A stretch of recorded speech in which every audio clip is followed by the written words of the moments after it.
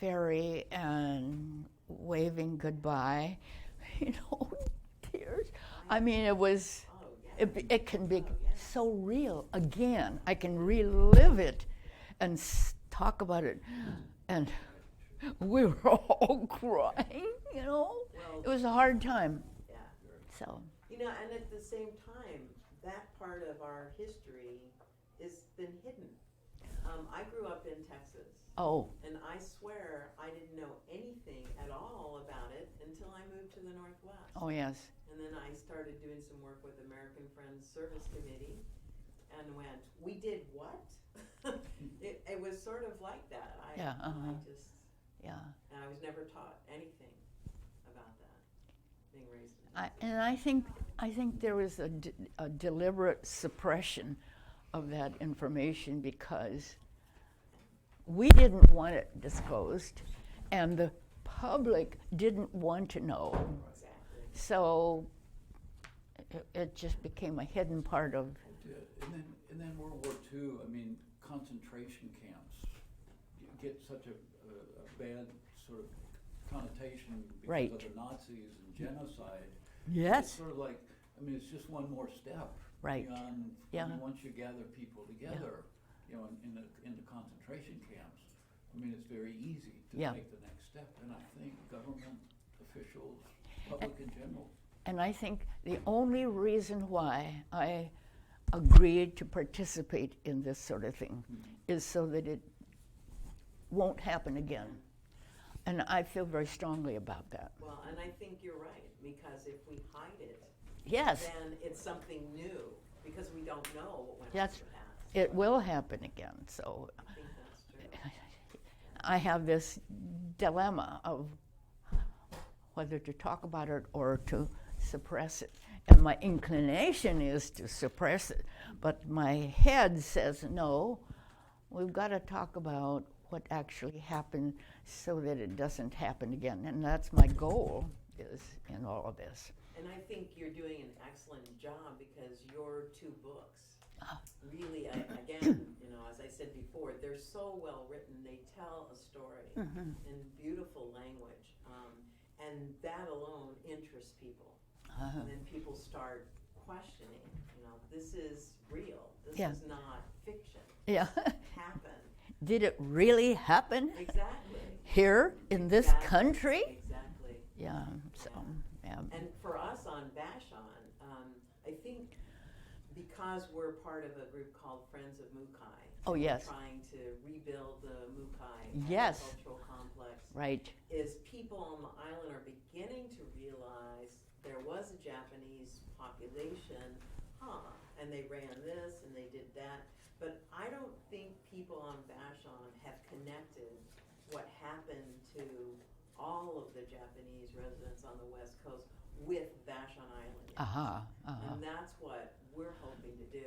We're hoping to say, this happened all up and down the West Coast, and here's how it happened on Vashon Island where you live now. Yeah. Oh, wow.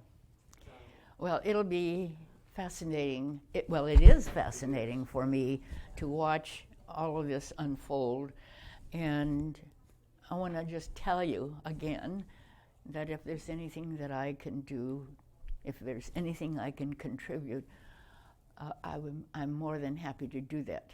And I'd like for you to ask questions about, how did this happen, or did it happen to you, or how did you feel about when so-and-so? I mean, there's all kinds of ways of tackling this subject. Okay. So, we're happy to do that. Are we good, Michael? Yeah. Good. We're rolling? Okay. Okay. Okay, do you want me to start? Yeah. I take my cue from the two of you. Okay. Why don't we go back to the conversation about Pinedale and Tule Lake? Is that a good place to start? Yeah, we can. So our understanding is that everybody taken off of Vashon went to Pinedale first. Right. We all went to Pinedale. For about 3 months. Right.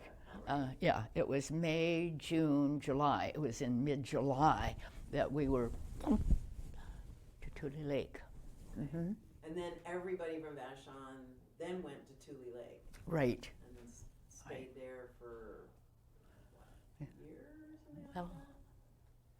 let's see, not very long before, well, I think about a year, Okay. because there was a school at Tule Lake, Tri-State High School, Right. and I was a senior. And I did go to school there and graduated and got a certificate.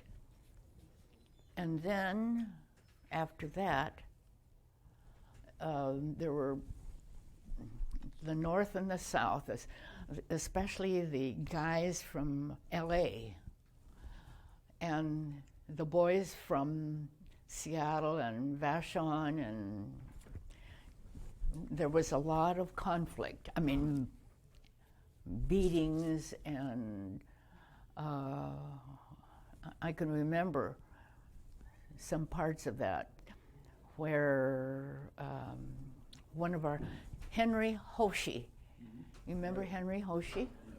Was beaten up, and it was Tok Oska who came and knocked on our door, and Yoneichi went and opened, and he said,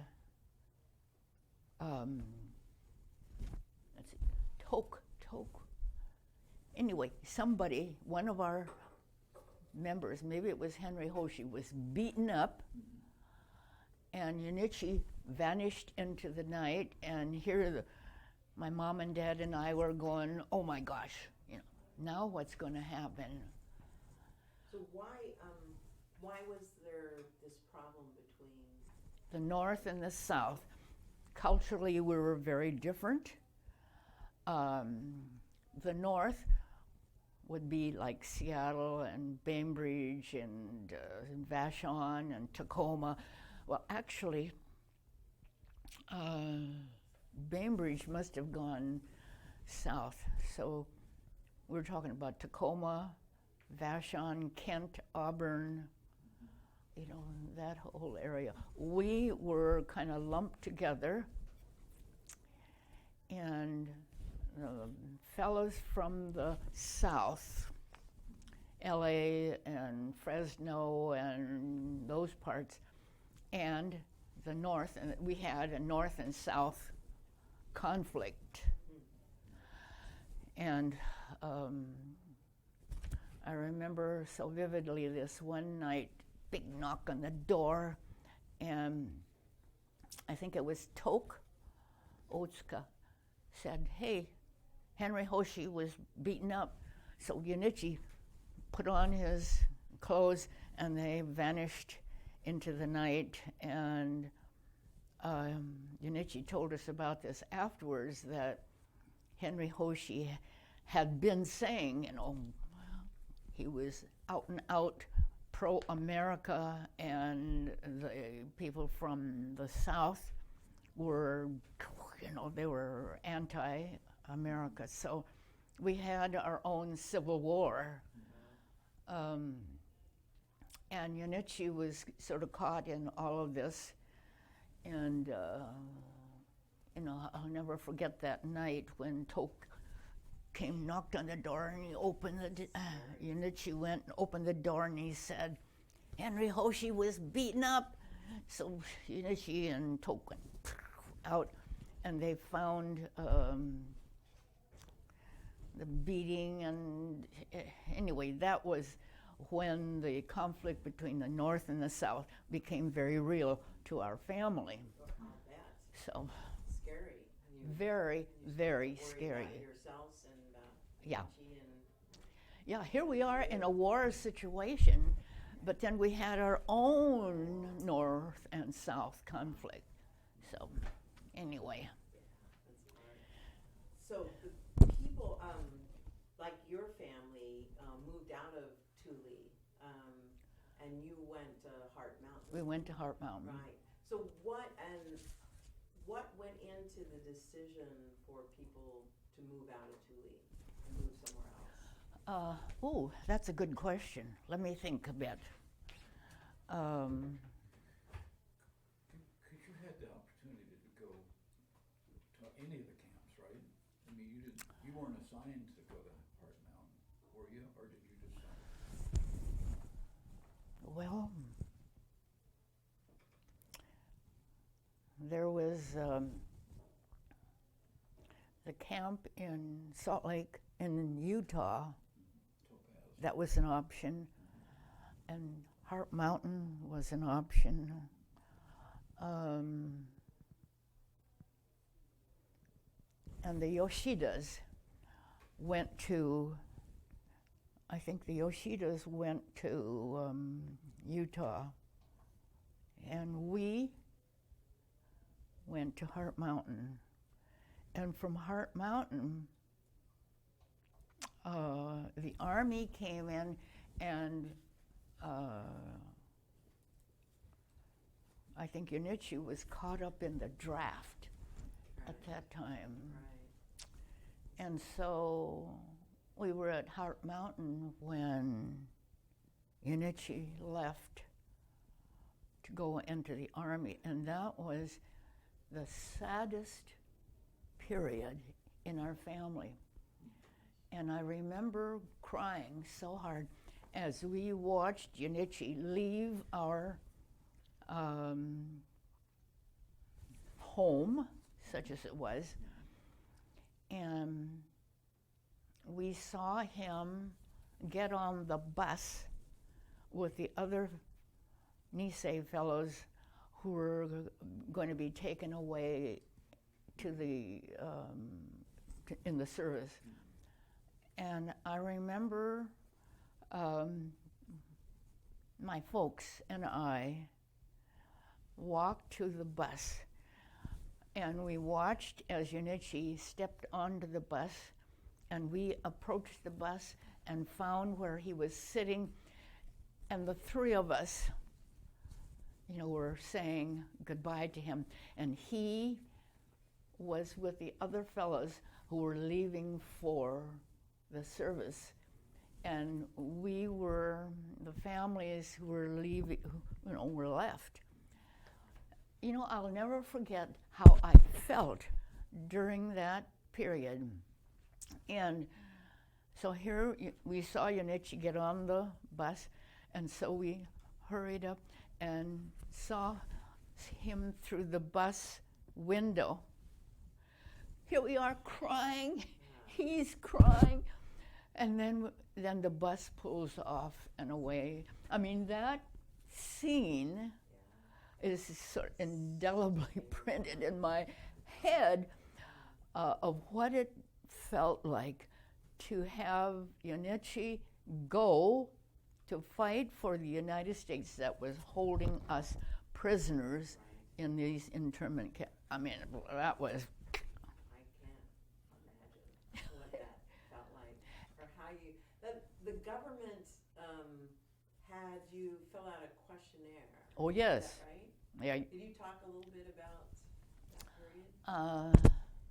Boy, you're pulling... I hope so. Let's see.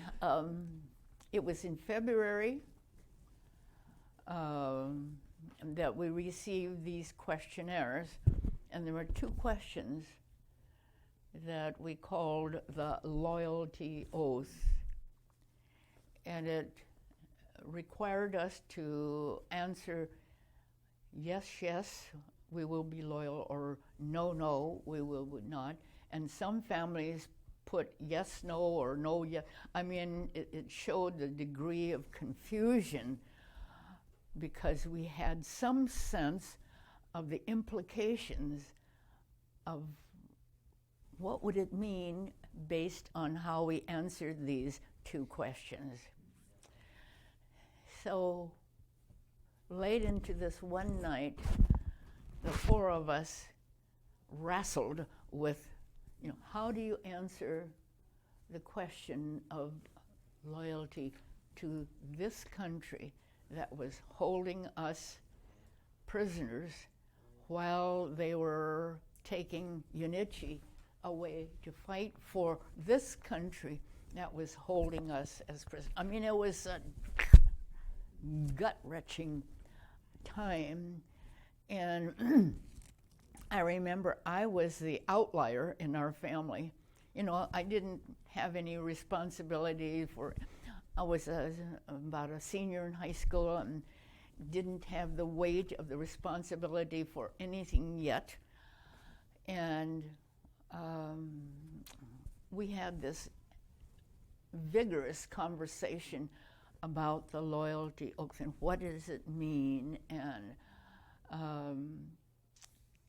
then my folks talked about why they came to this country in the first place.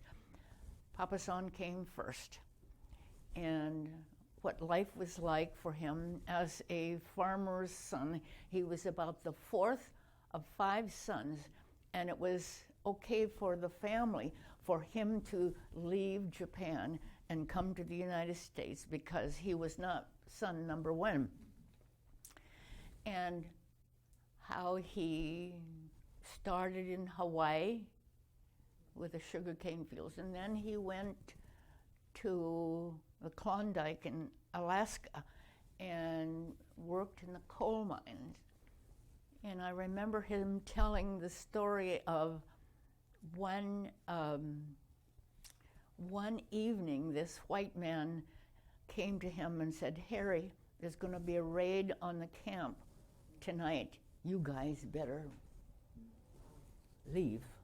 And so they were very grateful to him. I never did find out who that man was, but because of that, my dad and the other Japanese men escaped. And then I think he went to work on the railroad in or was it the coal mine? Anyway, there was a period in Alaska and a period in Black Diamond when he worked in the coal mines. I guess there's coal mine in Black Diamond, and he did that. And then later he came to Fife, which is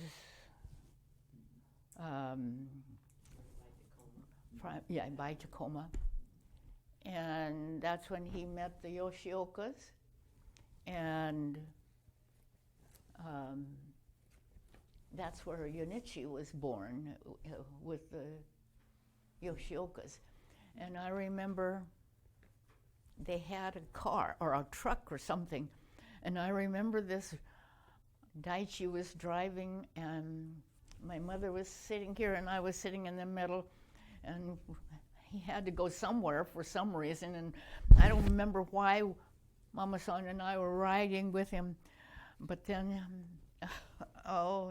we're going along, and there was a car that clipped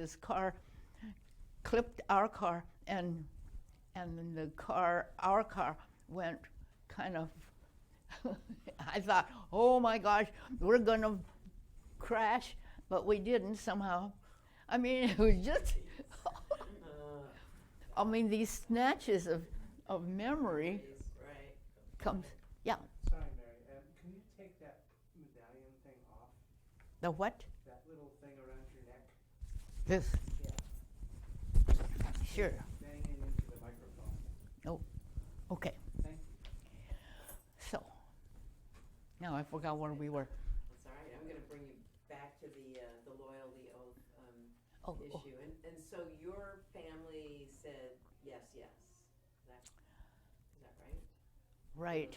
This was a major issue in all of the camps. At Tule Lake, where we were,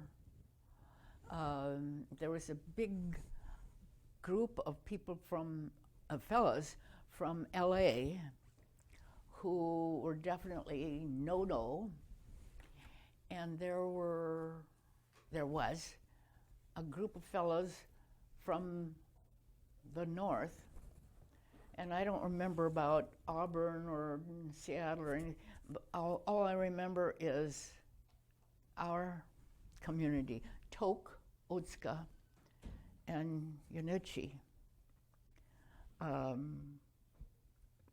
We're grappling with it, and I remember one time when Yoneichi he was going toward the administration building to get some clarity or something on the issue, and he came back clear that he was going to vote yes, we're going to be loyal to the United States. And I had some inkling of what that would mean for us, because there were these big brawny guys from LA who were roaming the blocks looking for yes boys from the north. And so they had to keep it quiet, you know, where are we? And that was a real scary time, because I remember being in our little home, and there was a knock, and it was Toke. And he said to Yoneichi, Henry Hoshi was beaten up. So Yoneichi, he and Toke took off into the night, and here we are, my folks and me. What's going on? What's going to happen? Is Yoneichi going to get beaten up too? Well, he told us about it afterwards, and he said, well, Toke and I went out and we found Henry had been beaten up by these guys in the back of one of the barracks, and his mom was there, and that sort of got resolved. I don't remember how, but in any case, that was a real tense time when we had to keep secret what side are we on, because the fellows from the south, LA, were roaming the barracks and looking to find the yes guys and beat them up. So I remember this conversation between the four of us, my dad, my mom, Yoneichi, and I, about how we're going to be quiet about what position we're taking. But we knew we were yes. Do you remember any Vashon people who answered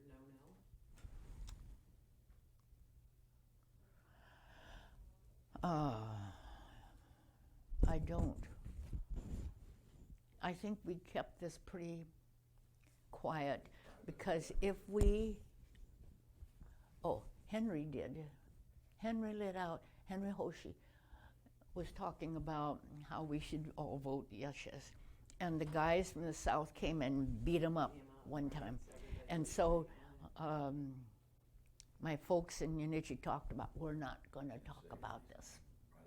We know where we're going. We know what we're going to, how we're going to vote, but we're not going to talk about it so that anybody could hear.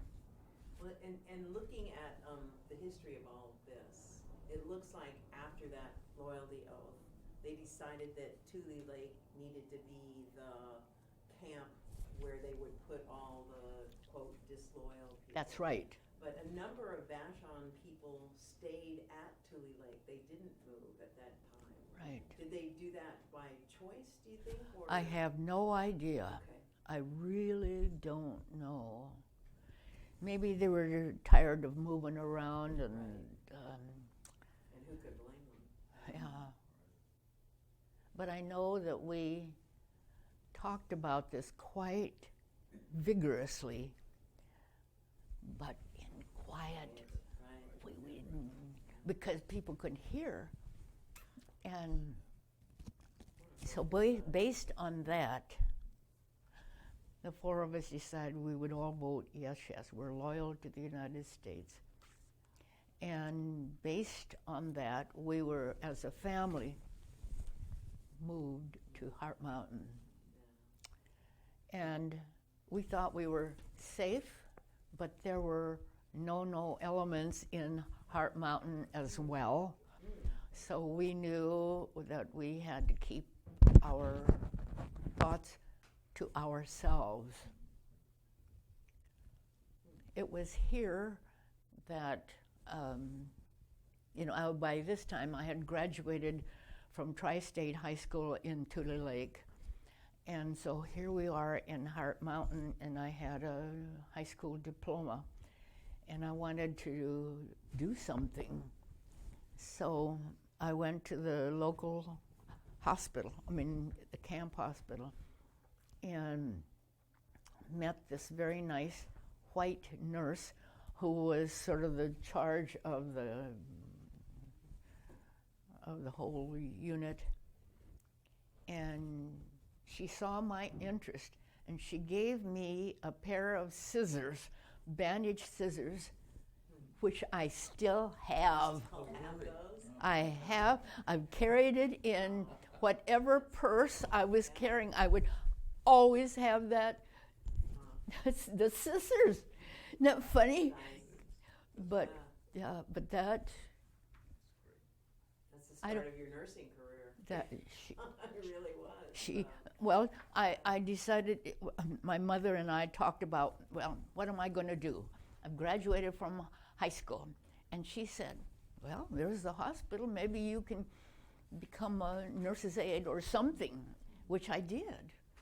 And I met this, I wish I could remember her name, a white nurse who was in charge.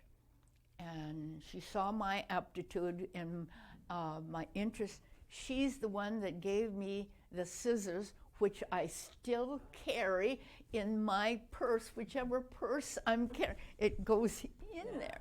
Yeah. That's how much it meant to me. It did. So. And you did a whole lot in your nursing career. I have a summer neighbor. I live near the beach, and she worked for Group Health. Oh. And she remembers you. So, I remember Mary.